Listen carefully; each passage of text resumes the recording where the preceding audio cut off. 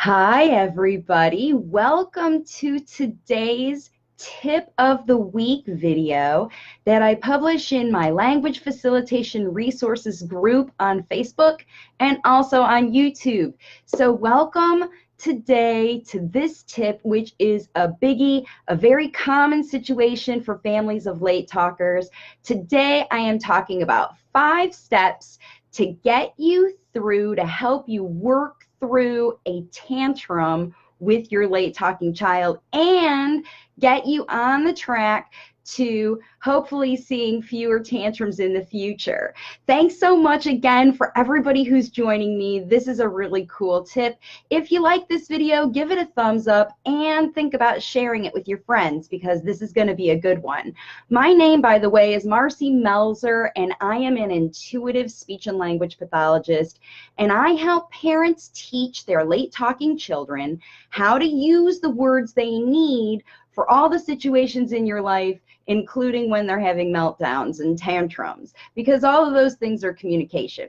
All right, so let's get into the 5-step plan to get you through your next tantrum. You can even use these strategies today if this situation happens to you. Okay, so step 1 is what I call stop, drop, and roll. So tantrums happen when I think about like a fire popping up. Something happens to spark a situation, to cause some flames to erupt, and there's a fire. And the first thing you do to, when a fire happens is stop, drop, and roll to put out the fire. So the first thing you need to do with a tantrum is realize that your child is using it to communicate with you. They're not necessarily using it to be naughty. They're just really using it to get your attention, like a fire would. And so you have to give that tantrum the same kind of attention as if it was an accident or illness. Because in your child's heart and their feelings, they feel the same when they want a cookie and they can't have it as they do when they are running and skin their knee and get hurt, physically hurt. In both circumstances, they are upset, they're crying, they don't know what to do. Right? And you might be reacting to that in a different way when it's you can't have a cookie because I'm cooking dinner versus you fall down and scrape your knee. You might have a little more sympathy or empathy for your child if they fall and scrape their knee, even if they were running and they weren't supposed to. But because they got a boo-boo, your mom instinct kicks in and you want to help, you got to help them solve their boo-boo because it really hurts. Like you see the physical pain and you think that it hurts. Well, what you need to realize, and this is a big secret about tantrums, is the feelings and the energy and the ideas that are going on in your kiddo's head are the same as when they can't have a cookie because it's dinner time and you refuse them something that they really want and they want it and they can't get it out of their control, right? As getting a skinned knee, which hurts really bad and is also out of their control. So they might have the same situation, the same kind of behavior, crying, upset, communicating that somehow to you. And with a late talking child, those communication things can look very similar. So the first tip is to stop, drop, and roll on that tantrum just like it was an injury. And what are you going to do with an injury? You can't necessarily take the pain away, but you can make your child feel better about the situation. So go to them. Instead of looking at their behavior as their communication is something you don't want to see, look at their tantrum as a communication that you need to see because you want to know how your child feelings. By poo-pooing their tantrum or walking away from it or ignoring it, you are ignoring the feelings and the message that are coming from behind that tantrum. So walking away from a tantrum is never going to help your child work through it so that the next time they have these feelings, they use a better way to communicate, which hopefully is words. So the first step is acknowledge it, look at it for what it is and react to it in a way that resembles or reflects the level of anxiety and fear and whatever upsetness that your child is feeling. Go to them, comfort them, soothe them, say, dude, you don't have to be upset right now. Right? It's okay. It's not the end of the world. Just like a skinned knee, bummer situation. And that's what my favorite word for when tantrums come out is bummer. And we're going to get to that. So step 2, right? Once you understand and you respond, you stop, drop, and roll, you put out the fire, right? Then your child's like, mom cares about what I think. Right? So what you need to do next to prove that to your child and show them that you want to solve this problem is actually figure out what the message is. Because remember, these tantrums and meltdowns are just your child's way to communicate with you. And they are not, it's not some kind of behavior. I mean, if it is a behavior, it's a behavior to communicate something, like a behavior that means I want your attention, or I'm not happy about that, or it's too loud in here, or he took my thing, or whatever it is. Because remember, tantrums can be, you know, your child, if they're using tantrums as a mode of communication, they pull that out as like a vocabulary word, right? So whenever they're not feeling good, you're going to get the initial stages of tantrum, you know, moving towards it, like, the anxiety builds. You see them start to do that. When you start to see those things, you have to think about, what's the message here? Why is my child upset? And think about number 3, step 3, what are the words that go with that situation, with that feeling, with that communication? So if they're, you know, communicating, like the first example, they're having a tantrum because they're bringing you cookies, they found a cookie wrapper somewhere, and you're in the middle of cooking dinner and they can't have that cookie, or for whatever reason you decide it's not a good idea, right? You made the decision and you said no. And just by saying no, instant tantrum, right? So you're going to see, like, what does that mean? That means I want that cookie. I am hungry for a cookie. I don't care about dinner. I like cookies. Cookies are my favorite. Like, those are the words for, like, the things that you're reading your kid's mind. I mean, that's like cookie example, but there's, like I said, all these other things, like, I want a toy. When they go into Target and they have a tantrum, they're like, I expect you to be buying me a toy and you're not buying me a toy, and so I'm going to do that. So another way to sort of, you know, get this going is, you know, like, this is about working through, but in order to avoid tantrums in the first place, you have to understand what those tantrums mean. Like, if it means in the store, I wanted you to buy me a toy and you didn't buy me a toy, like, that's what you need to be doing, is you need to put the words, actual verbal speech, with what your child feels. And you know, the thing is, if you think about this, you're doing it in your head. Your kid's laying on the floor at Target or whatever, and you're, you know, because it's not the first time it's happened, right? And you might be thinking, yeah, he wants to have a toy this time, and he's waiting for me to buy a toy, and I know it's that thing that he remembered from the last time. Like, these things that you know about your child, like, you know it when the tantrum is building. Some parents don't even take their kids to the store because they know that when they go there, their child is going to communicate to them that they want a toy and they can't have a toy, and the only way they know how to communicate that is with a tantrum. Well, as a language facilitator parent, you got to know how to teach that. You got to know how to teach that language, because that's the language you need your child to learn.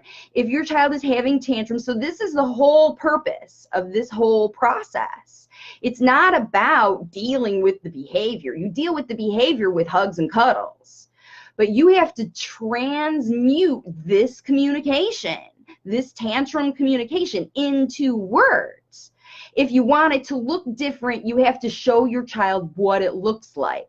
So it's just like if your child, when they're finished drinking their cup, this is a real common behavior. Your children finishes drinking their cup and they throw their cup on the floor because they're done. It's empty. Oh no, it's not full anymore, right? Like that's almost the start. It's a behavior to communicate a situation.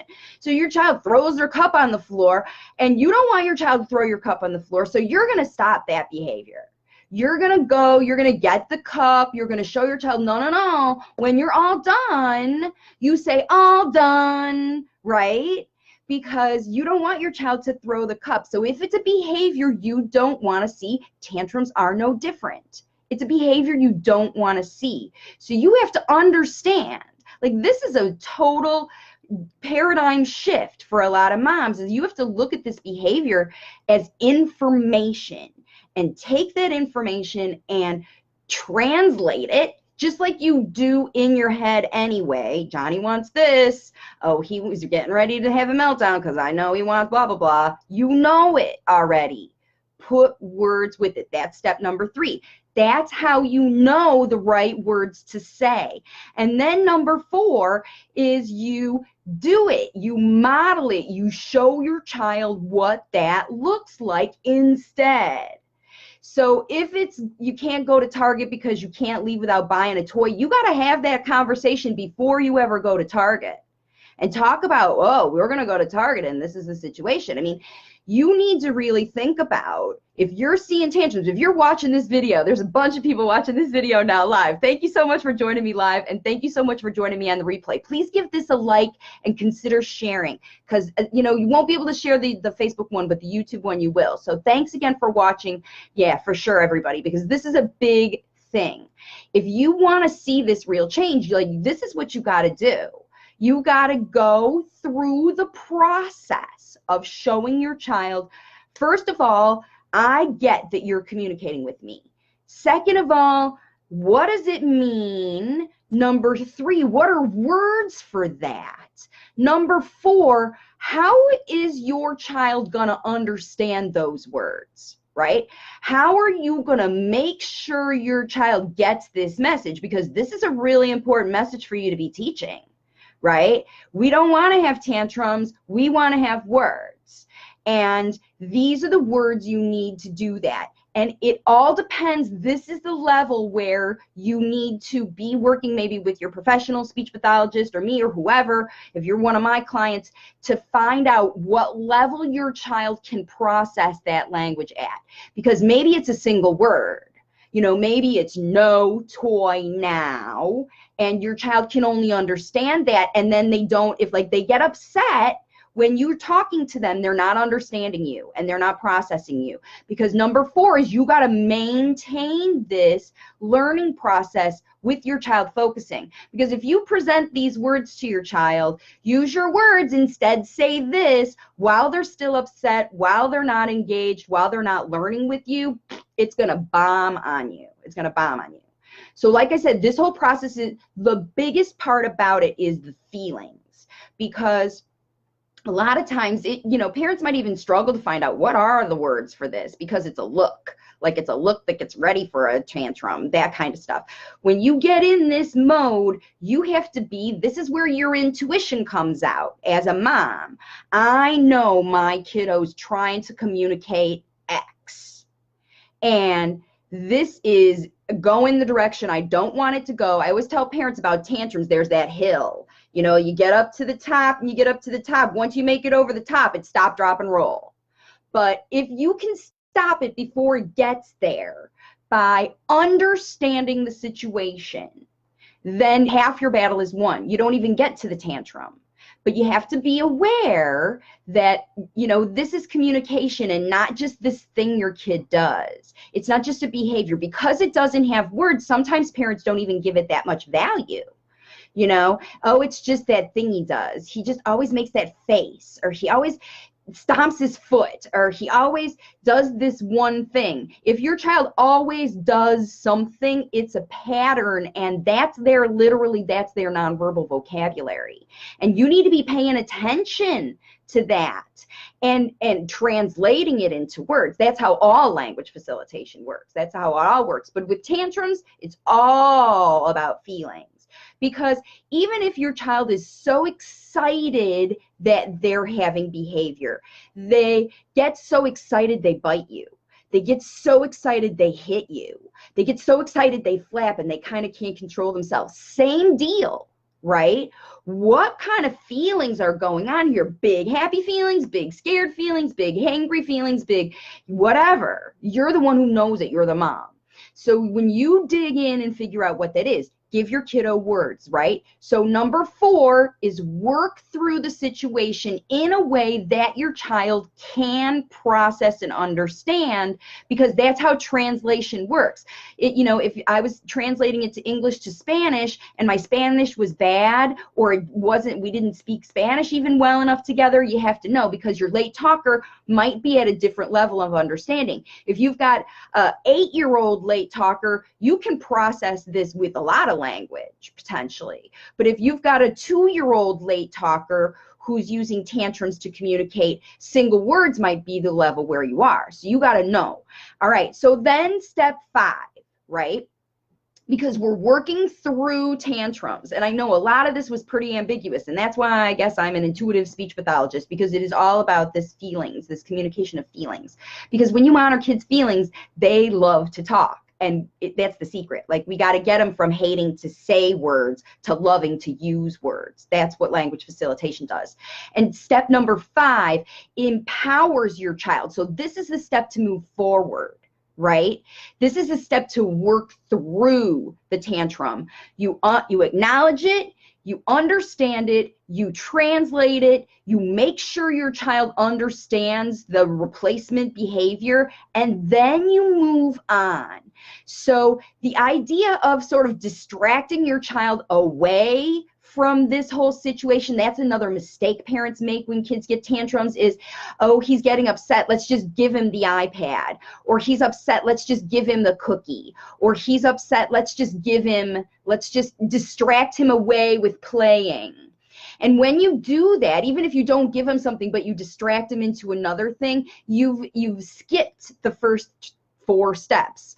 You just, instead of honoring your child's communication, you just negated it and moved on with your own idea. And that's never going to teach the situation how for next time, right? Because the whole point of all of this is to show your child what to do instead, not process through it every single time, 80 times a day. Teach your child not to have these tantrums anymore. That's the whole point, right? So this last step is about making sure that your child is done processing this scenario and ready to move on. Use those words. Are you ready? You have to present your child with the next thing to do once you get all this is okay. So get your, are you okay? Have we worked through this? Are you calmed down? Are we ready to move on? Because when you get your child ready, when you tell them, ready, are you ready now? Okay, we're going to go have dinner. You can't have this cookie, but are you ready to help me get dinner ready? Stir the soup or whatever. You know what I mean? That you're going to move your child through to the next situation, acknowledging, understanding the bummer, because sometimes it's outside of our control. We can't have a cookie. It won't stop raining. There's 50 feet of snow outside. The time did change. I mean, these are things that are bummers in our life that happen, that just happen, and we have to acknowledge and ride through them. And it's so much better for you in the long run and your child for you to acknowledge and understand the situation and work through it than it is putting out fires with, replacement behavior. So that's it. That's 5 steps to help you work through this, all of the tantrums that you feel coming from A to Z, step 1 through 5, all the way to the end. And if you do this every time your child shows you that tantrum behavior for communication, you will see a decrease in tantrums super fast. This is the strategy I use with the families in my program, and it works within a week. you will see a decrease. So please, if you do, if this has worked for you, if you don't, I really encourage, especially these videos in my language facilitation group, put a comment down in the bottom if this is a situation that's worked for you, or if you're realizing that what you're doing isn't working, and whatever comments you have, because in a community like this, it really helps when parents share ideas with other parents that have been positive and work for them.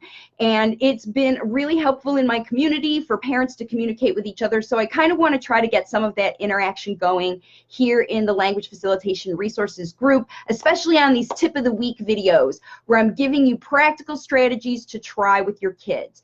So if you want to see more videos like this tip of the week video here in the Language Facilitation Resources group on Facebook, you can go to the videos tab or the units tab.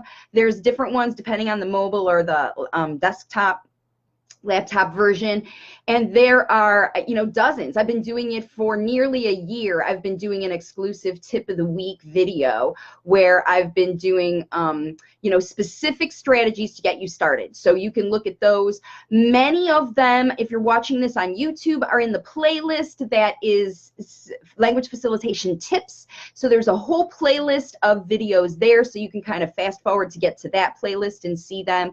Any of the videos that you see on YouTube are shareable. Please feel free to share them with groups, with parents that you see, with other folks who need real strategies that you can use to get your kiddos starting to use language facilitation, start to use real verbal speech with language facilitation, because parents are the best language facilitators. And even if your kiddo is in therapy, it's important that you do this work with your kids, and so these strategies can all get you started.